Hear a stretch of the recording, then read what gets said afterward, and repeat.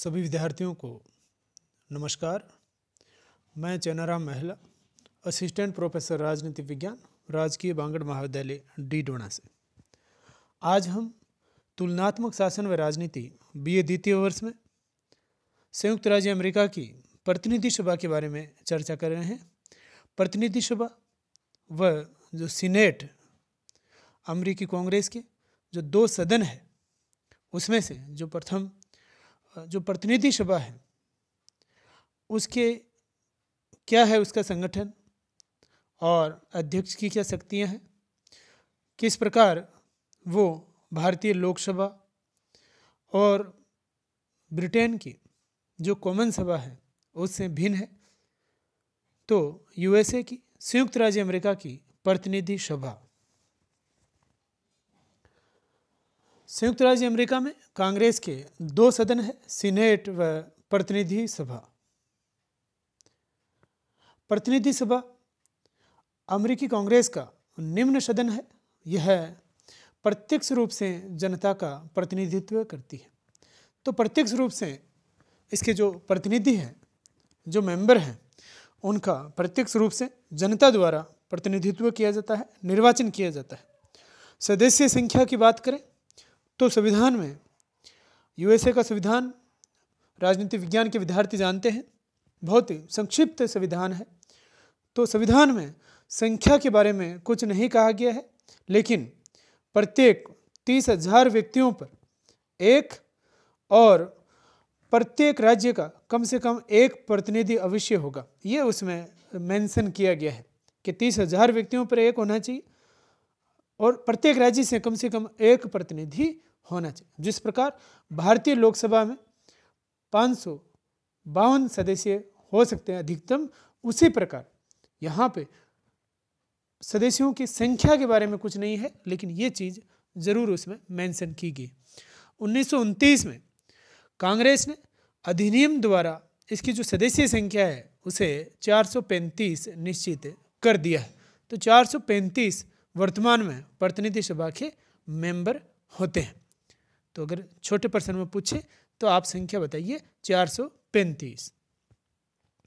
अब निर्वाचन के बारे में कि निर्वाचन कैसे होता है, और एक जो विसंगति आती है वहाँ पे बहुत ही उसका उल्लेख आता है, परीक्षाओं में अक्सर इसके बारे में प्रश्न पूछा जाता है। गेरी मेंडरिंग जो एक उसका कह सकते हैं कि वहाँ की निर्वाचन पद्धति की एक निर्वाचन पद्धति का एक प्रमुख ये एक दोष है, एक कमी है।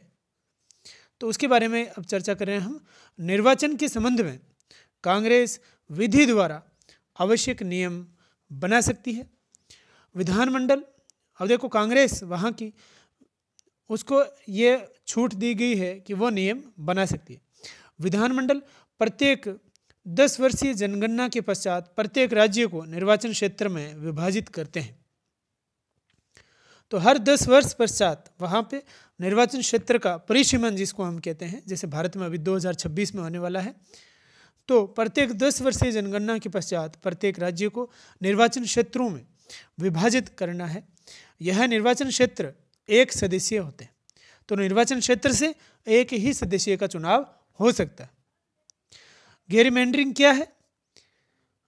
कभी कभी राज्य के विधानमंडल का बहुमत दल अपना प्राधान्य, यानी अपना जो है बहुमत, या अपने कह सकते हैं कि जो अपनी प्रधानता कि हमारा ही दल जीत करके आना चाहिए।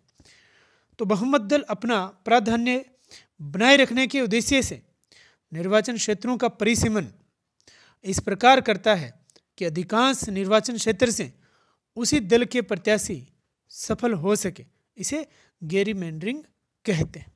तो इस प्रकार से वो निर्वाचन क्षेत्रों का परिसीमन इस प्रकार से करें कि समझ लीजिए कोई क्षेत्र जो है वहाँ का एक विशेष जो है क्षेत्र, वो इसलिए प्रसिद्ध है कि वहाँ पे रिपब्लिकन पार्टी के वोटर ज़्यादा हैं, और अगर डेमोक्रेट्स जो है वो अगर बहुमत में है, वो अगर परिसीमन कर रहे हैं, तो वो ये करेंगे कि जहाँ रिपब्लिकन वोटर ज़्यादा है उनको वो बहुत ज़्यादा 4-5 सीटों में विभाजित कर देंगे। तो वो जो वहाँ पे एक सीट वो निकालने की जहाँ पे कह सकते हैं कि दावा कर रहे थे, वहाँ पे उनको बांट दिया तो रिपब्लिकन अब बंट जाते हैं और डेमोक्रेट्स वहाँ पे हावी हो जाएंगे। तो ये चीज़ जो है परिसीमन में अधिकांश निर्वाचन क्षेत्रों से उसी दल के प्रत्याशी सफल हो सके, इस प्रकार से वो परिसीमन करते हैं। तो निर्वाचन पद्धति का एक दोष हम इसको गेरीमैंडरिंग को कह सकते हैं।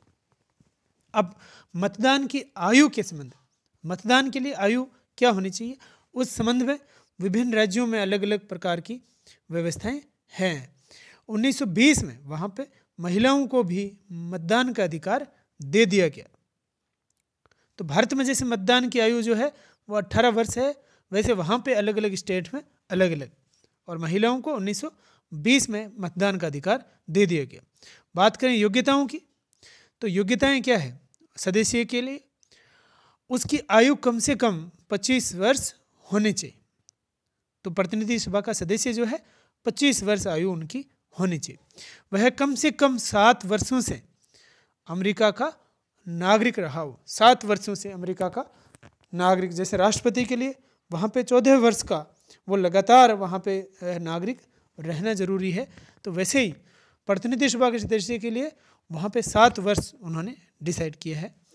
वह जिस राज्य से निर्वाचित होता है उस राज्य का निवासी हो, तो उस राज्य का वो निवासी होना जरूरी है।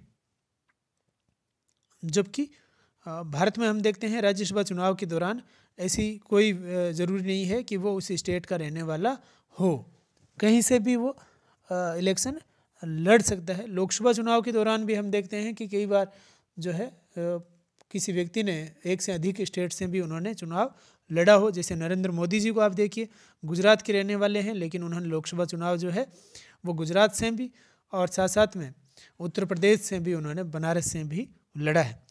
तो परंतु अमेरिका में प्रतिनिधि सभा के लिए ये आवश्यक है कि वो उस राज्य का निवासी हो। अब बात करते हैं कार्यकाल की, तो कार्यकाल और साथ में लेम डक सेशन, जो लेम डक एक और विसंगति, जैसे गेरीमैंडरिंग था वैसे ही एक और जो है कमी वहाँ की कह सकते हैं, जिस पे अक्सर प्रश्न पूछा जाता है, लेम डक सेशन। तो क्या होता है वो, उसके बारे में चर्चा कर रहे हैं हम। प्रतिनिधि सभा का कार्यकाल केवल 2 वर्ष, ये एक बहुत बड़ी विसंगति मानी जाती है कि प्रतिनिधि सभा का जो कार्यकाल है वो केवल 2 ही वर्ष है। तो बहुत ही कम कार्यकाल होने की वजह से सीनेट वहाँ की जो है, दूसरा सदन जो है वो बहुत ज़्यादा पावरफुल हो गया है। अब क्या है lame duck session, lame duck क्या होता है, प्रतिनिधि सभा के निर्वाचन की दोषपूर्ण व्यवस्था के कारण जब नई प्रतिनिधि सभा के सदस्यों का निर्वाचन हो जाता था, उसके बाद भी पुरानी प्रतिनिधि सभा के सदस्य 4 महीने तक अपने पद पर बने रहते थे, क्योंकि नए प्रतिनिधियों की जो नए प्रतिनिधि हैं उनकी सदस्यता 4 मार्च से आरंभ होती थी। तो जो उनका निर्वाचन है वो उनका दिसंबर में ही हो जाता था, और उनको जो है पद संभालने की बात है तो वो मार्च से होती थी। तो ये जो बीच का समय है, अब इस समय के दौरान जो प्रतिनिधि, जो सदस्य पिछले कार्यकाल में तो मेंबर थे, लेकिन नए कार्यकाल में वो मेंबर नहीं चुन पाए, वो हार गए हैं, तो चुनाव हारने के बावजूद भी वो सदन में बैठते हैं और वहाँ पे कानून बनाते हैं। तो जो ये जो व्यवस्था है, उन्हें उस व्यवस्था को लेम डक कहा जाता था। तो क्या है, फलस्वरूप नए निर्वाचन में हारे हुए सदस्य भी विधि निर्माण में भाग लेते थे। ऐसे सदस्यों को लेम डक कहा जाता था।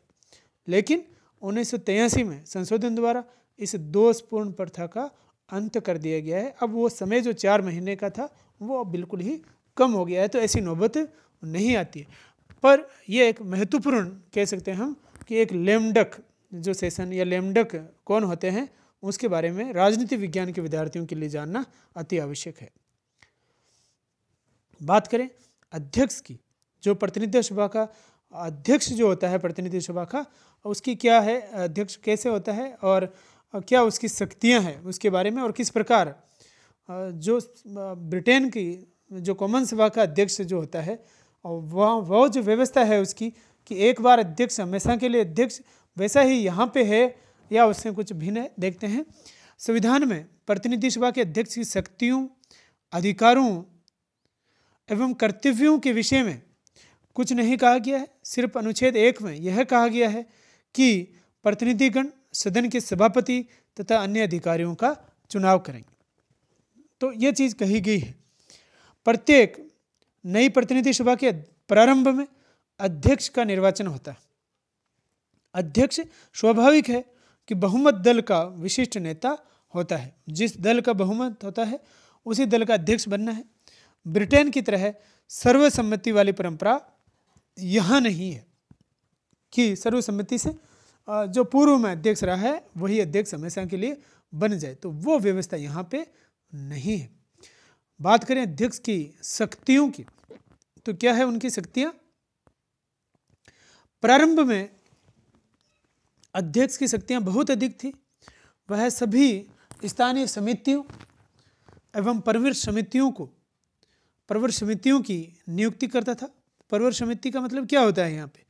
जो कह सकते हैं हम कि जब सेशन चल रहा है उस दौरान कोई आवश्यकता पड़ गई, जो अस्थायी कमेटियाँ बनाई जाती हैं तो उनकी वो नियुक्ति, उसे कहते हैं प्रवर समिति। तो उनकी वो नियुक्ति अध्यक्ष ही करता था। स्थानीय समितियों की नियुक्ति भी वही करता था और प्रवर समितियों की नियुक्ति भी वही करता था। थॉमस रीड, जोसेफ कैनन अध्यक्षों की स्थिति, ये जो अध्यक्ष हुए उनकी स्थिति तानाशाह से कम नहीं थी, तो वो तानाशाही करने लगे थे। 1910 में कैनन के विरुद्ध विद्रोह हुआ और फलस्वरूप अध्यक्ष के कई अधिकार छीन लिए गए। तो अध्यक्षों ने तानाशाही करनी शुरू कर दी। वहाँ पे स्थानीय समितियों में मनमानी की उन्होंने, प्रवर समितियों में मनमानी की उन्होंने। तो सरकार चलाने में वहाँ पे दिक्कतों का सामना उनको करना पड़ा और फलस्वरूप अध्यक्ष के कुछ पावर जो है छीन लिए गए। वर्तमान में स्थायी समितियों का चुनाव अब जो है प्रतिनिधि सभा स्वयं करने लगी। अब जो अध्यक्ष है वो क्या करता है? अब वह सदन की बैठकों की अध्यक्षता करता है, कार्यवाही स्थगित कर सकता है। ये जो है बैठक की अध्यक्षता करना, कार्यवाही स्थगित कर सकना, ये तो होता है उसका। कार्यवाही को नियमित करता है, अन्य सदस्यों की तरफ भाषण दे सकते हैं। तो यहाँ पे एक दल के सदस्य की तरफ भाषण देते हैं, लेकिन मतदान सिर्फ निर्णय की स्थिति में ही करता है। तो भाषण देने की यहाँ पे छूट है, मतदान तो वो निर्णय की स्थिति में ही करेगा। ब्रिटिश लोकसभा अध्यक्ष, अब देखिए दोनों में क्या अंतर है। ब्रिटेन की जो वहाँ कॉमन सभा है उसके अध्यक्ष और यहाँ प्रतिनिधि सभा के अध्यक्ष में, ब्रिटिश लोकसभा अध्यक्ष वाद विवाद में भाग नहीं लेता है, जबकि प्रतिनिधि सभा का अध्यक्ष लेता है। तो दोनों में ये अंतर आ गया यहाँ पे। दूसरा, ब्रिटिश लोकसभा अध्यक्ष निर्वाचन के बाद दल से नाता तोड़ लेता है, जबकि अमेरिका में प्रतिनिधि सभा अध्यक्ष ऐसा नहीं करते हैं। तो दोनों में एक ये अंतर यहाँ पे नजर आता है। अमेरिका में प्रतिनिधि सभा अध्यक्ष निर्वाचन के बाद भी वो दल का कह सकते हैं कि पक्ष लेता है। तीसरा, ब्रिटेन में लोकसभा अध्यक्ष को धन विधेयक के संबंध में विशेष अधिकार हैं। वो धन विधेयक को कहता है कि ये विधेयक धन विधेयक है, तो वो उसका विशेषाधिकार है, परंतु प्रतिनिधि सभा अध्यक्ष को ऐसा अधिकार नहीं है। तो ये था प्रतिनिधि सभा और उसका कार्यकाल, क्या प्रतिनिधि सभा का अध्यक्ष क्या करते हैं। आगे जो इसकी शक्तियां हैं उसके बारे में अगले वीडियो में हम चर्चा करेंगे। तो संयुक्त राज्य अमेरिका की प्रतिनिधि सभा। धन्यवाद।